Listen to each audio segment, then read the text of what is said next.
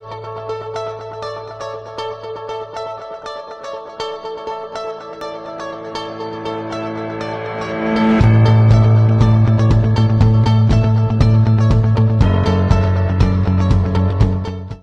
noite a todos, bem-vindos de volta à nossa liga. E eu não tinha uma aula preparada também, então eu olhei nos meus arquivos aqui e encontrei essa aula que eu dava para os alunos que iriam iniciar meu curso de colonoscopia hands-on. Então, aqui para vocês conhecerem um pouquinho dos aspectos técnicos da colonoscopia, quem sabe aí não formar um futuro endoscopista baixo aí, né? Vocês gostarem, interessarem pela área, tá? Quem já leu meu livro sabe do capítulo de colonoscopia, né? E tem algumas coisas dessa apresentação que está lá no capítulo. Mas vamos lá, vamos ao que interessa, então. Estou aceitando alguns que estão chegando. Deixa eu colocar a aula aqui. Apresentação de slides. Então, vamos lá. Então, eu sou Eurípedes Reis, cirurgião geral de formação, atuo na coloproctologia há mais de 10 anos e atualmente na gastrofuncional. E também pratico modulação hormonal também atualmente. Então, meu Instagram, vocês já conhecem, né? Meu livro, um pouquinho da minha formação. E isso aqui faz parte do meu livro também. Vocês sabem que tem essa pegada bem humorada aí para ensinar proctologia para as pessoas. Mas vamos ao que interessa, né? Isso aqui é parte do meu livro, eu explicando o que é a colonoscopia para um leigo, tá? A tão temida colonoscopia. Diferente da endoscopia, é sempre desafiadora ao profissional. Não existe um exame igual ao outro e não tem como fazer uma receita de bolo para ensiná-la. Então, realmente, é um exame que só se aprende hands-on, ou seja, pondo a mão na massa. Quanto mais exames o profissional faz, melhor ele fica. Nós chamamos lá na clínica o equipamento carinhosamente de cobra. Eu demorei a aprender a dominar essa cobra, porém, né, nessa época eu era o professor hands-on desse curso, e meu ex-sócio herdou esse curso, que é ex-sócio e grande amigo até hoje. E vira e mexe tem gente pedindo para eu retomar esse curso, mas por estar aqui com vocês, né, eu não consigo. Então, em seguida, eu deixo registrados os pulos do gato e as exigências que passo para meus alunos. Então, vamos lá, algumas coisas técnicas agora para vocês. Então, o profissional deve ter conhecimento prévio e familiaridade com o equipamento. De preferência, já faça endoscopia digestiva alta por algum tempo. Não queira cair na baixa de uma vez, porque é mais difícil de aprender. O segredo do exame é o torque na mão direita. A mão esquerda no console praticamente fica aqui junto ao meu peito, tá? Nunca deve progredir às cegas, tem grande risco de perfuração quando você transgride essa regra. Se ao introduzir o equipamento a imagem estiver voltando, significa que você fez alça e você tem que desfazer essa alça. Então, para desfazer a alça, mantenha a ponta da cobra, como eu falei para vocês, que é como eu chamo, mostrando a luz do órgão. Faça um movimento de torque com a mão direita, no sentido horário, realizando uma retirada forçada. Faça isso até que a cobra comece a voltar a entrar, em vez de sair no colo. Repita esse movimento quantas vezes forem necessários para sanfonar o órgão no equipamento e para voltar a progredir. Algumas vezes o profissional conseguirá progredir apertando o botão da aspiração e mantendo a cobra na luz do órgão. Se deixá-la na mucosa, o equipamento não vai progredir. Então, o primeiro desafio é vencer o sigmoide, o segundo é o ângulo esplênico, o terceiro o ângulo hepático e o último a válvula iliocecal. Então, no curso, colegas, seja gastro, cirurgião geral ou proctologista, ele faz no mínimo 60 exames sobre minha supervisão e já sai com a proficiência no exame. Fundamental para o exame é um preparo correto. Então, frise isso para o seu paciente, porque senão você não vai visualizar muito bem essa mucosa. O intestino do paciente deve estar bem limpo, porque, do contrário, pode-se passar despercebidas lesões ou pólipos escondidos aí por baixo, né, de resíduo de fezes. Aqui, só para vocês terem noção de como que é o preparo, né, de cólon, o que eu faço para limpar esse intestino, tá? Posso usar manitol, posso usar lactitol, que é um dos componentes aí do Imolac, tá? A gente sempre avisa para chegar com antecedência, não ingerir nenhum sólido até a hora do exame, pelo risco de broncoaspiração.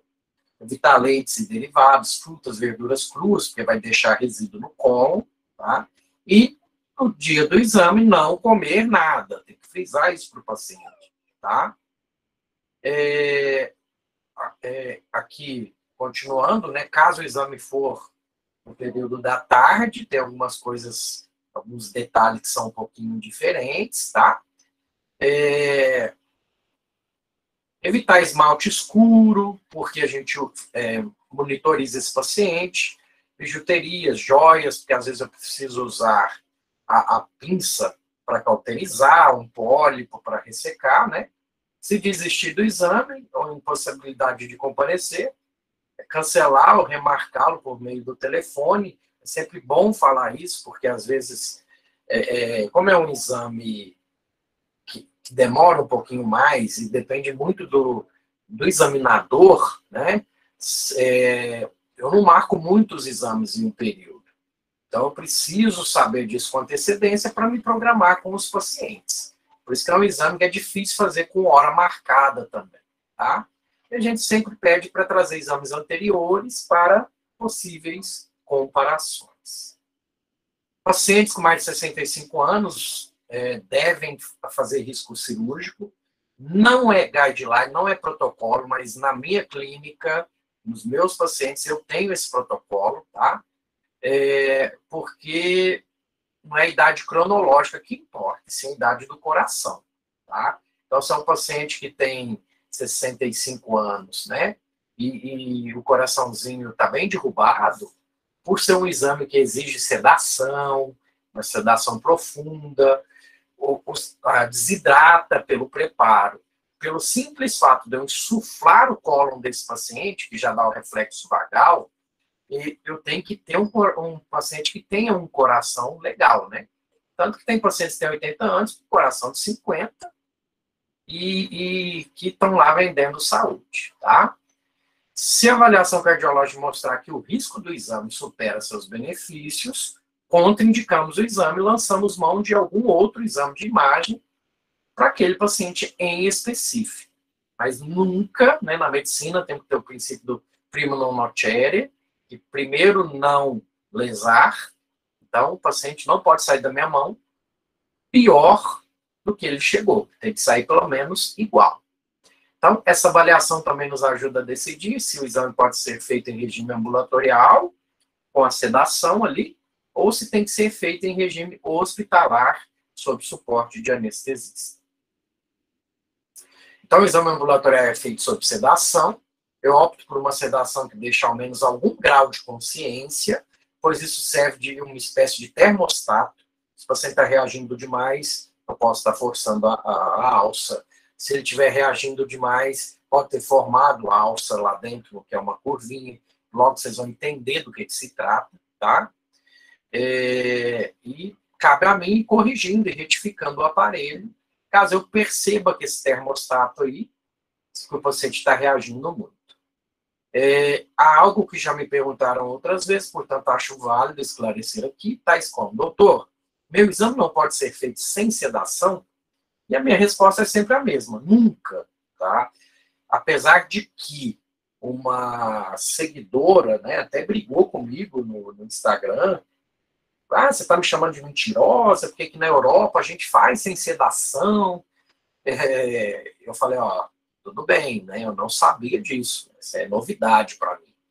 Porque eu não faria esse exame sem ser sedado, justamente por causa dessas curvas do colo, tá? São muito agudas, exigem manobras, por muitas vezes doloridas ao paciente, que eu preciso vencer essas curvas para fazer o exame completo.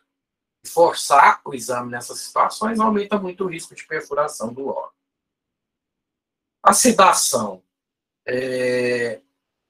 Então, se o paciente insistir em fazer não sedado, né, eu peço para ele procurar outro colega, tá?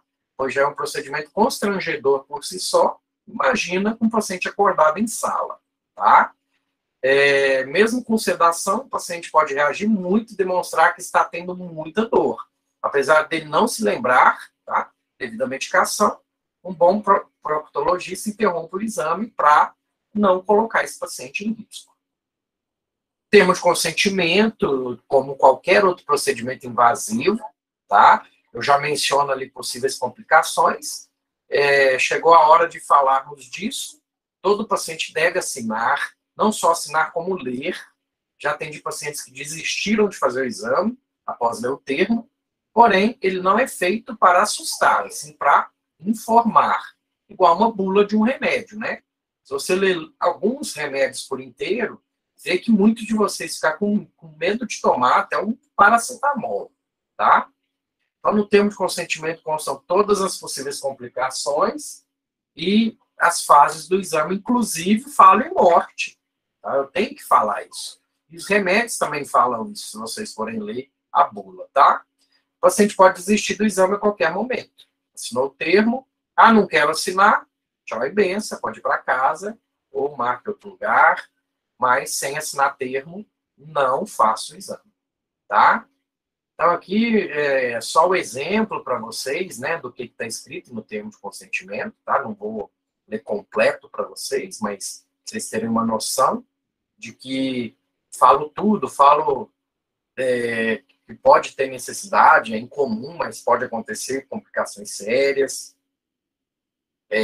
Falo aí que nosso telefone está aberto para qualquer momento, porque o paciente depois pode ter dor, precisar entrar em contato comigo, tá? Então, aí o paciente declara que concordou com as minhas informações, né? E que se tiver pólipo, eu vou retirar. Eu não sou daquele que marco e falo para ele voltar depois para tirar o pólipo. Então, meu paciente está ciente de que se eu encontrar pólipo, eu vou retirar, tá? Vamos falar um pouquinho da questão do acompanhante na sala de exame, tá? No pós-exame imediato, o paciente fica lá sonolento, necessitando de cuidado. Portanto, é um exame que necessita de acompanhante. Costumo dar um atestado para o dia todo, né?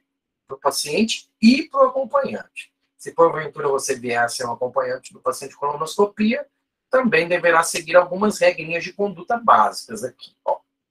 Mesmo que você seja da área da saúde, você não é bem-vindo à sala de exame, menos ainda se for fora da área.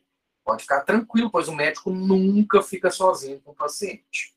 No meu caso, por exemplo, estou sempre acompanhado por 2 técnicas de enfermagem. A presença do acompanhante atrapalharia a rotina do exame, e como o paciente sempre reage um pouco, pode ser desconfortável assistir esse procedimento, principalmente por se tratar de um ente querido, né, que você vai achar que está sentindo dor. Eu já fiz a colonoscopia até da minha mãe e da minha sogra. Eu garanto que trato cada paciente como se fosse minha mãe. Acredite, até minha sogra eu tratei bem, né? Brincadeiras à parte, tá? Isso aqui tá no livro desse jeito. Quem lê o livro sabe disso, tá? Finalizando o trecho do livro, voltando ao procedimento, na polipectomia se retira o pólipo e o envia para biópsia. No caso das lesões vegetantes, como o câncer, tiramos no mínimo 5 pedaços para enviar para biópsia. Nas investigações de diarreia crônica e doença inflamatória, retiramos 7 biópsias, ilho terminal, seco, cólon ascendente, transverso, sigmoide reto. Tá? O equipamento entre um exame e outro passa por uma lavagem com detergente enzimático, em seguida é esterilizado em produto específico autorizado pela Anvisa e pela Vigilância Sanitária. Tá? Para finalizar, cabe ressaltar que a colonoscopia não serve para avaliar doenças do ânus. Se o seu médico fez o pedido com essa finalidade, ele está errado. O procedimento correto seria encaminhar o paciente ao proctologista para uma consulta e realizar no consultório a anoscopia, tá? Detalhe mais importante, todo bom médico deve saber fazer o exame físico do toque retal. Isso não é exclusivo do proctologista. Se você nunca viu um anoscópio, ele parece um espéculo vaginal de plástico, igual ao da ginecologia, só que ele é próprio para o ânus, tá?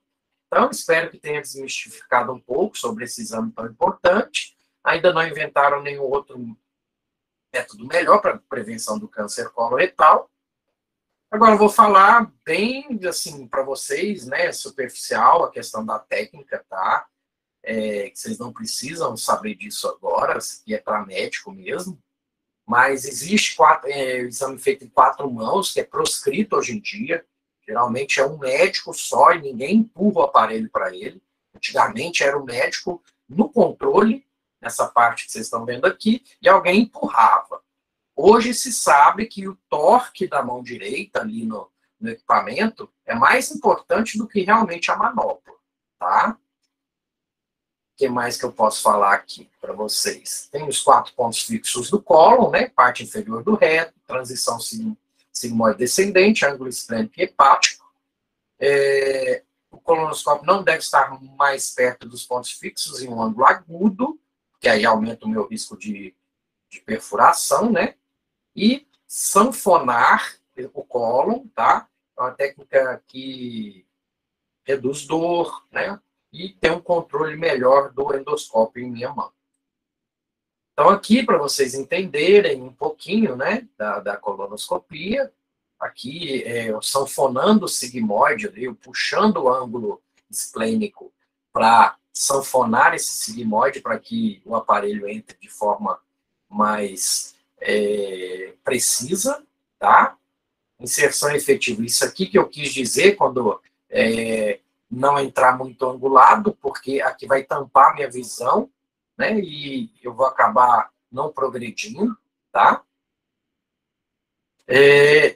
Angulação e torque faz parte aí do aparelho. Aqui na ponta dele, se eu mexo nas manoplas, essa ponta ela faz up, down, left, right, tá?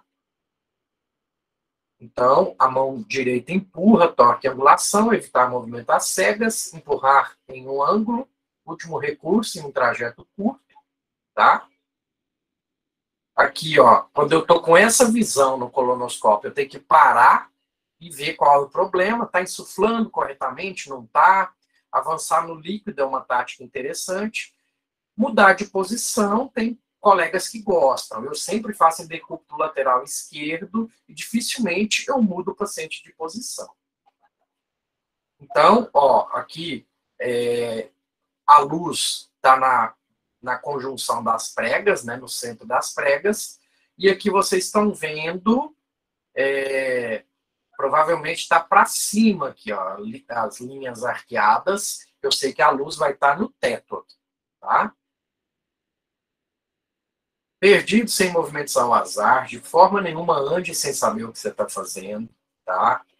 Aí tem várias manobras aí para retificar meu aparelho, que eu consigo colocar em uma posição melhor para progressão.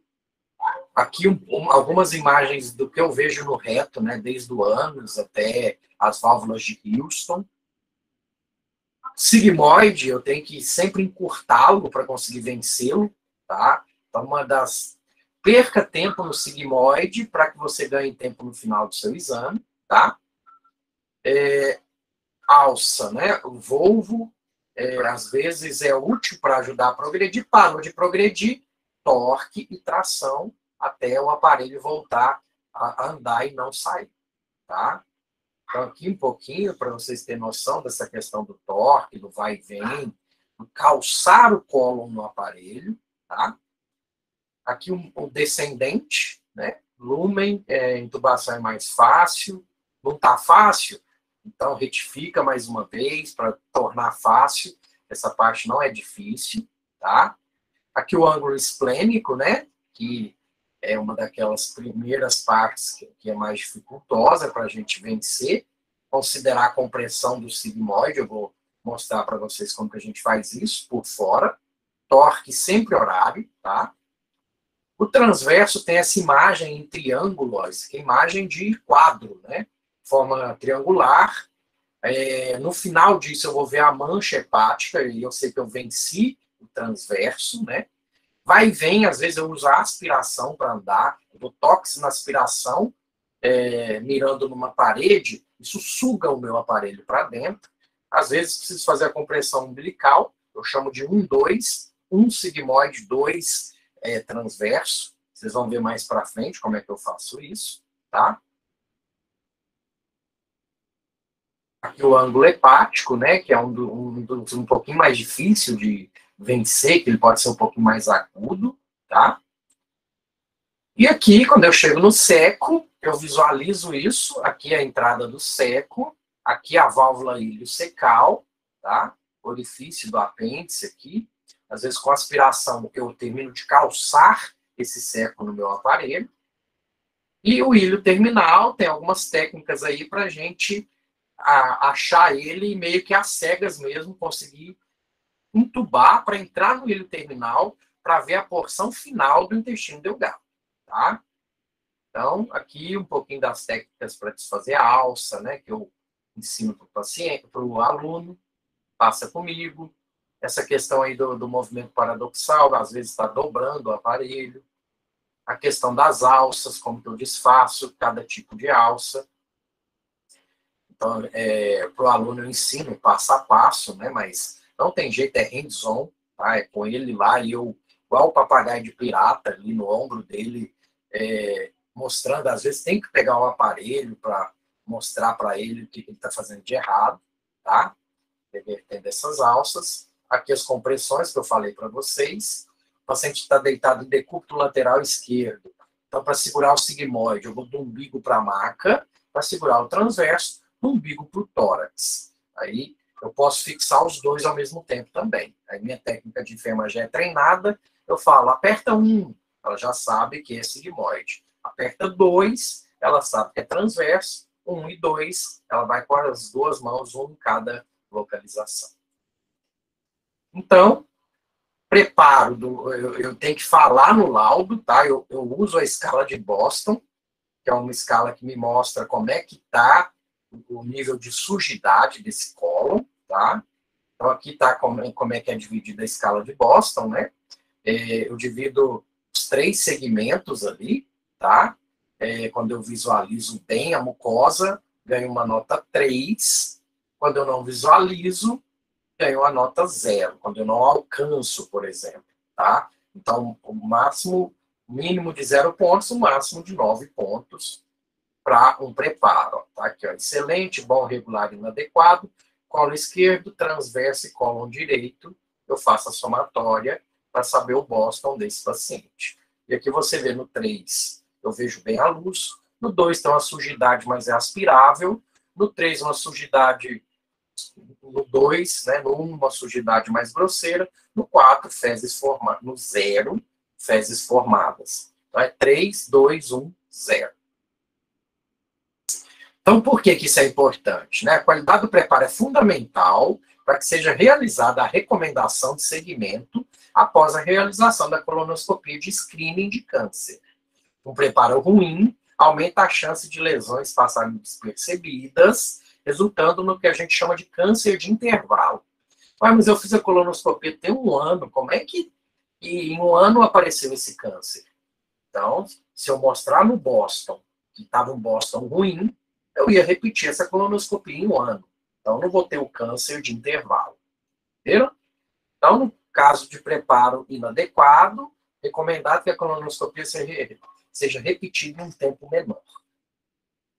Classificação dos pólipos aí, de Amada, a gente usa também, né? De Amada 1, ligeiramente elevado, 2 céssio, 3 semipediculado e 4 pediculado. Aqui em desenho para vocês. Classificação que a gente escreve no laudo de colonoscopia. Era isso que eu tinha para hoje. Espero que tenha sido produtivo para vocês, né? Pelo menos para entrar um pouquinho nesse mundo da colonoscopia. E estou aberto aí para questionamentos.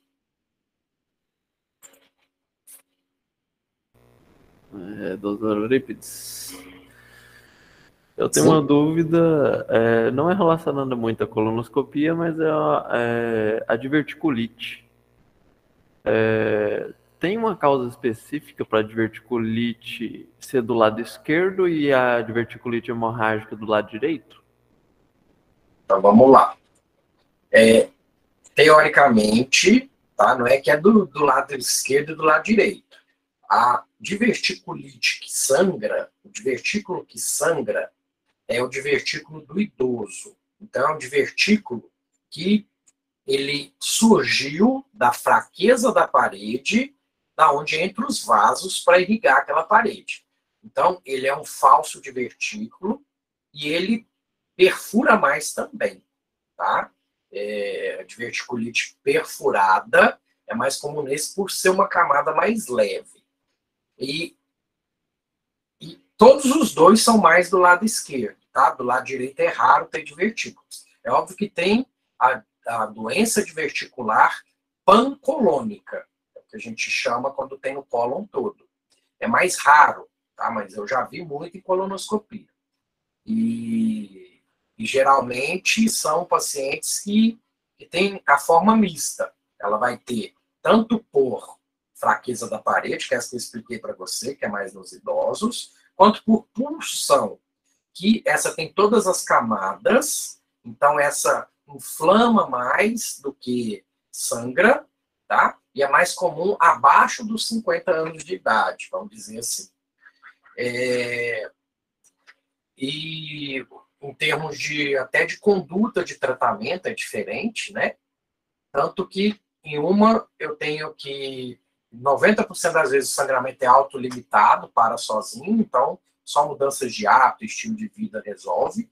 E a diverticulite em si, inflamatória, se ela repetir demais, até a terceira crise, eu já tenho indicação de operar, de fazer uma cirurgia eletiva daquele cólon, tá? Então, é uma patologia muito comum. Se todos nós chegássemos aí aos 70, 80 anos, pode-se dizer que 80% de nós vamos ter algum grau de doença diverticular, né? Mas diverticulite, que é a doença mesmo, a inflamação, o sangramento, já é uma quantidade menor de pessoas. Entendi, então, obrigado.